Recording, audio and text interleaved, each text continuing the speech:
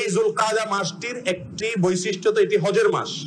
হজের মাস আমরা মনে করি শুধু জিলহজ মাস না, আল্লাহ সুবহানাহু ওয়া তাআলা বলেছেন আল হজ্জ আশহুরুম মালুমাত, হজ কয়েক মাসে হয়। শাওয়াল থেকেই হজের মাস শুরু হয়ে গেছে, রমজান শেষ শাওয়াল শুরু, ইবাদতের আরেক সিজন শুরু হয়ে গেছে, অর্থাৎ হজের মাস শুরু হয়ে গেছে। তো যে জিলকদ মাস যেটা শুরু হবে আর কয়েকদিন পরে, এই মাসের বৈশিষ্ট্য হলো এটি হজের মাস এবং সম্মানিত 4 মাসের একটি মাস। আলহামদুলিল্লাহ, যারা কোরআন হাদিস চর্চা করেন তারা জানেন আমাদের দেশের শতকরা 99 জন মানুষ আমার জানা মতে সম্মানিত মাস কি এ সম্পর্কে কোনো ধারণা নেই। ঢাকা মসজিদের খুতবায় ঈদের পরে আমি যখন বলেছিলাম, তো বহু লোক আমাকে বললেন যে আমরা তো জীবনেও শুনি না এইসব কথাবার্তা। সত্যি আমাদের সমাজে এগুলোর প্রচলন নাই। আমরা বেদাত গুলো খুব ভালো জানি, প্রচার করতে পারি, যেগুলো কোরআনে আছে, সমস্ত হাদিসের কিতাবে আছে, সে বিষয়ে কোনো আলোচনাই নেই।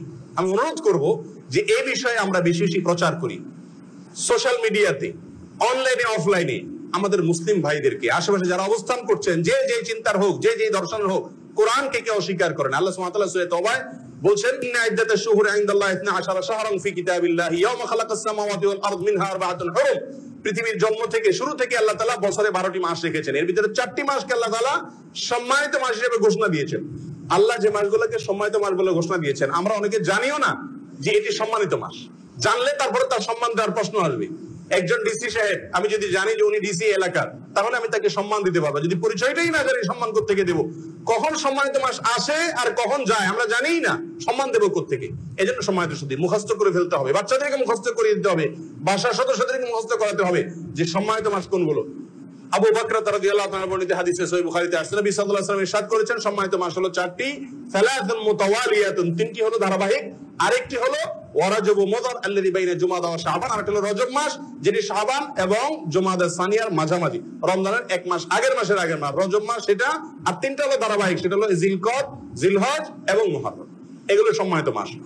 ধারণাটা বিলুপ্ত হয়ে গেছে। অনুরোধ রাখলাম আমরা সবাই এটার বহুল প্রচার করব, এই মৃত আমলকে জিন্দা করব, ধারণাটা সমাজে প্রচার করব ইনশাআল্লাহ। করণীয় কি?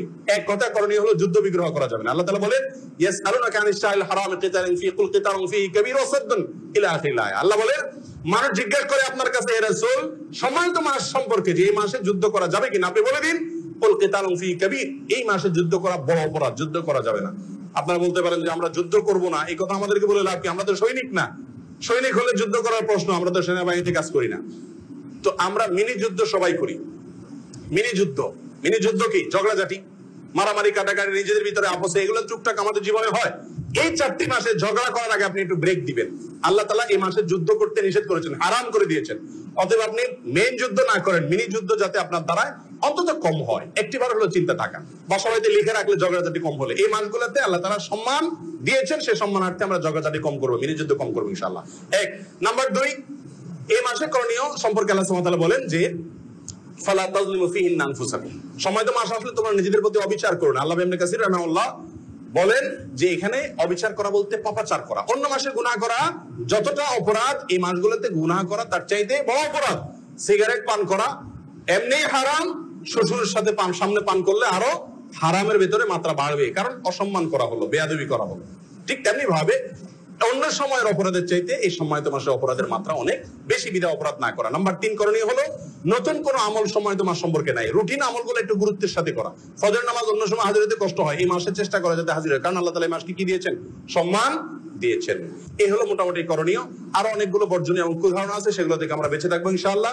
আবার বলছি, সম্মানিত মাস যুলকদ, জিলহজ, মুহররম, 3টি ধারাবাহিক আর রজব মাস, এই 4টি মাসে প্রত্যেকটি মাসে বিশেষ আলাদা কিছু বৈশিষ্ট্য এবং করণীয় আছে, যেগুলো এই মুহূর্তে উল্লেখ করা সম্ভব নয়।